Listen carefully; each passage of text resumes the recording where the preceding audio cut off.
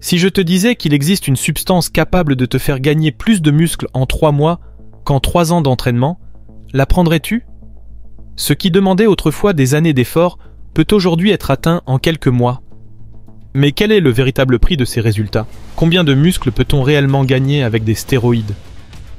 Aujourd'hui, nous allons répondre à cette question avec de la science, de l'histoire et des exemples réels. Il y a plus de 100 ans, le culturisme était quelque chose de complètement différent. Il n'y avait pas de salle de sport remplie de machines sophistiquées, ni de compléments miracles, et encore moins de substances accélérant la croissance musculaire. Les premiers culturistes, comme Eugene Sandow, étaient vus presque comme des phénomènes de foire, avec des physiques sculptés à force de poids rudimentaires et d'un régime simple. Leur corps était impressionnant pour l'époque, mais restait humain. Avançons de quelques décennies et l'histoire change radicalement. Dans les années 50 et 60 débute une nouvelle ère, l'ère de la chimie. Les stéroïdes anabolisants commencent à circuler dans les salles de sport et, soudainement, les physiques naturelles tombent dans l'oubli. Puis, arrivent les années 70 et 80 avec l'explosion du culturisme de compétition. Arnold Schwarzenegger, Franco Columbu, Sergio Oliva, tous avec des corps de plus en plus massifs et définis. Comment ont-ils fait ? Ce n'était plus seulement une question de génétique et de travail acharné. Il y avait autre chose dans l'équation. Et si tu penses que c'était extrême, les années 90 et 2000 ont encore franchi un cap. Des culturistes atteignant 130, 140, voire 150 kilos de pur muscle, avec des corps semblant sculptés dans le marbre, mais à la limite de l'irréel. La question est, combien de tout cela est réellement atteignable ? Combien de muscles peut-on gagner grâce à la chimie ? Avant les salles modernes, les compléments et les substances chimiques, les premiers culturistes forgèrent leur physique avec de la force brute et de la vraie nourriture. L'un des plus admirés du culturisme était cet homme, qui possédait non seulement un corps impressionnant, mais que l'on considérait presque comme une œuvre d'art vivante. Son inspiration, les statues grecques. Il mesurait 1,75 m pour environ 85 kg, avec un corps défini et proportionné, ce qui à son époque semblait presque surhumain. Mais voici ce qui est intéressant. Son entraînement était brutal, sans machines sophistiquées, sans routine ultra optimisée. Il soulevait des poids rudimentaires, faisait de la calisthénie et mangeait ce qu'il avait sous la main, viande, œufs, lait et pain. D'autres, comme Max Sick ou Bobby Pandour, portèrent la musculature naturelle à un niveau supérieur, avec des corps semblant sculptés à la main. Comparons cela aux monstres musculaires d'aujourd'hui. Les physiques de Sandow et de ses contemporains, bien qu'impressionnants, restaient réalistes et atteignables. Mais quelque chose a changé, et ce n'est pas seulement la manière de s'entraîner. La chimie est entrée en jeu, et ce qui était autrefois la limite naturelle est devenu obsolète. Alors, voici la vraie question.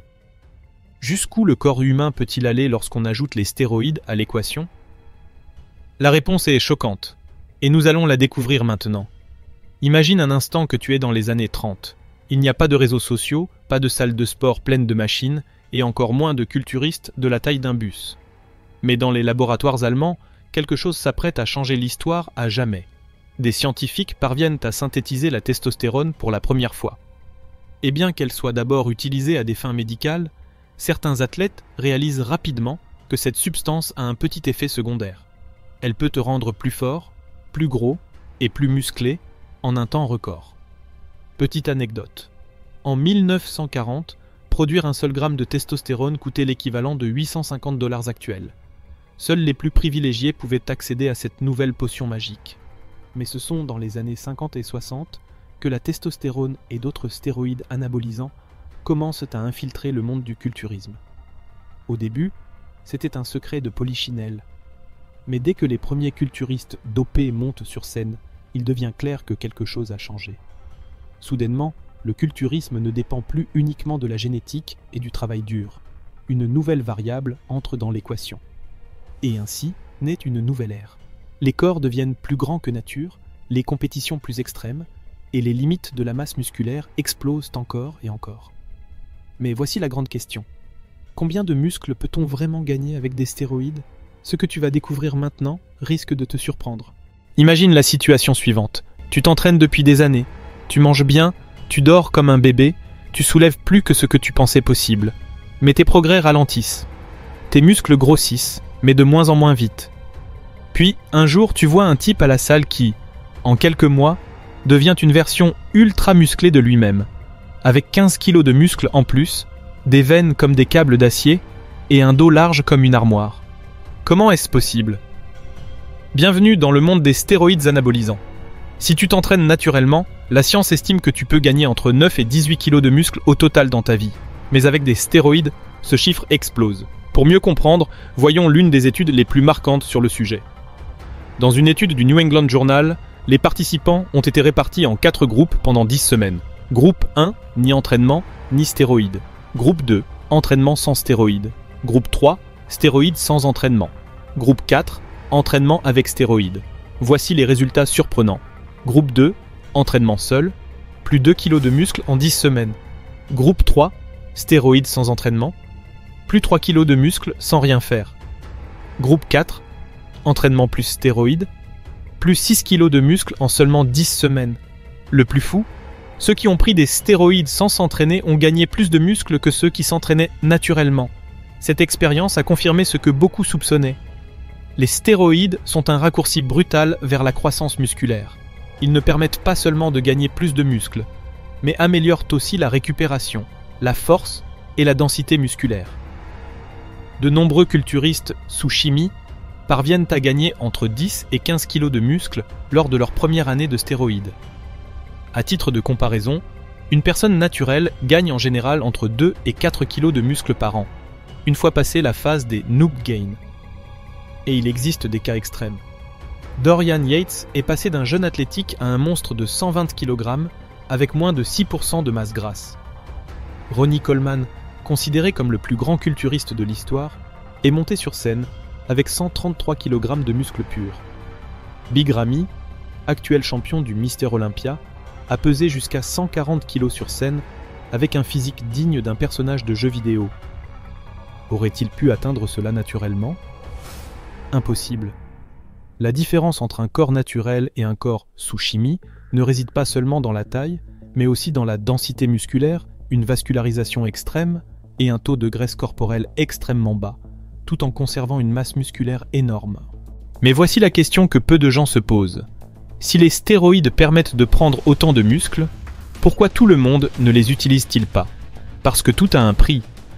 Les effets secondaires courants des stéroïdes incluent suppression de la production naturelle de testostérone, augmentation du risque de maladies cardiovasculaires, dommages au foie et aux reins, gynécomastie, développement de la poitrine chez l'homme, agressivité extrême et saute d'humeur, dépendance psychologique et physique. De nombreux culturistes professionnels ont payé de leur santé, voire de leur vie, pour avoir abusé de ces substances. Des cas comme ceux de Dallas McCarver, Rich Piana ou Andreas Münzer sont des exemples clairs de ce qui peut arriver quand on dépasse les limites. Alors, la grande question est-ce que cela en vaut la peine ? Si la réponse était simple, on ne ferait pas cette vidéo. Mais avant de conclure, voyons comment la génétique influence aussi tout cela. Imagine que 2 personnes commencent à s'entraîner le même jour, suivent le même régime, soulèvent les mêmes charges, dorment le même nombre d'heures. Mais l'un d'eux progresse 2 fois plus vite. Pourquoi ? La réponse est la génétique. Certaines personnes naissent avec des avantages qui les rendent plus prédisposées à développer du muscle. Une ossature plus large, des insertions musculaires longues, des muscles plus pleins et ronds, une production naturelle de testostérone plus élevée, plus de force et de croissance, un type de fibre musculaire favorisant l'explosivité ou l'endurance.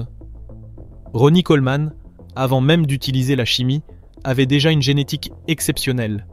Clavicules larges, taille fine, jambes énormes. Son corps semblait littéralement conçu pour le culturisme.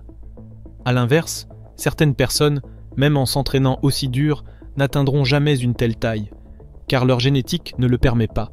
Et voici la partie intéressante.